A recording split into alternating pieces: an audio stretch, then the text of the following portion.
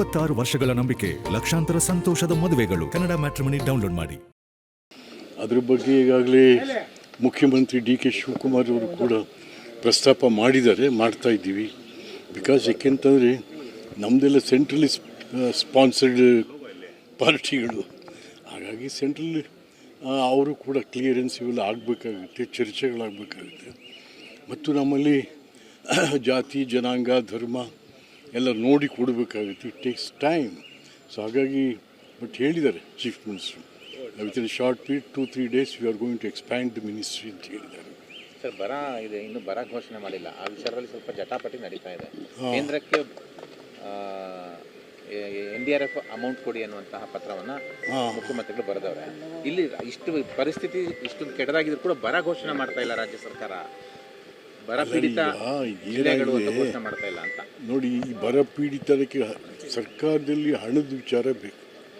ಈ ಸಿದ್ದರಾಮಯ್ಯ ಯಾವ್ಯಾವುದು ಕೆಲಸಕ್ಕೆ ಬಾರದ ಪ್ರೋಗ್ರಾಮ್ಸ್ ಎಲ್ಲ ಕೊಟ್ಬಿಟ್ಟು ಖಾಲಿ ಮಾಡಿ ಹೋಗ್ಬಿಟ್ಟ.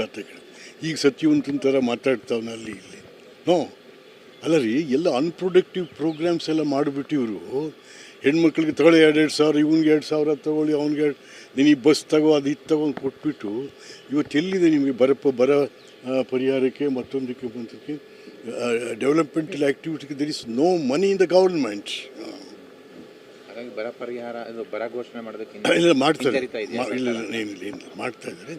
ಈಗಾಗಲೇ ಹಿಂದೆ ಆದರೂ ಕೂಡ ಈ ಸಿದ್ದರಾಮಯ್ಯ ಆ್ಯಂಟಗನೈಸ್ ಮಾಡ್ಕೊಂಡಿದ್ರು ಸೆಂಟ್ರಲ್ ಗೌರ್ಮೆಂಟ್ನ.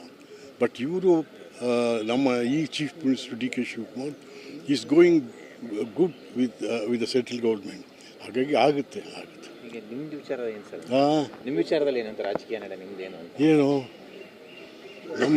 ನಮಗೆ ಸಾಕು. ನಮ್ಮದು ನಾಳೆ ಕೊನೆ ಆಗ್ತಾ ಇದೆ. ನಮ್ಮದು ಸಾಕು 50 ವರ್ಷ ಮಾಡಿದ್ದೀವಿ. ಪುಣ್ಯಾತ್ಮ ದೇವರಾಜರ ಕಾಲದಿಂದನೂ ಮಾಡಿದ್ದೀವಿ, ಅವಕಾಶನೂ ಕೊಟ್ಟಿದ್ದು.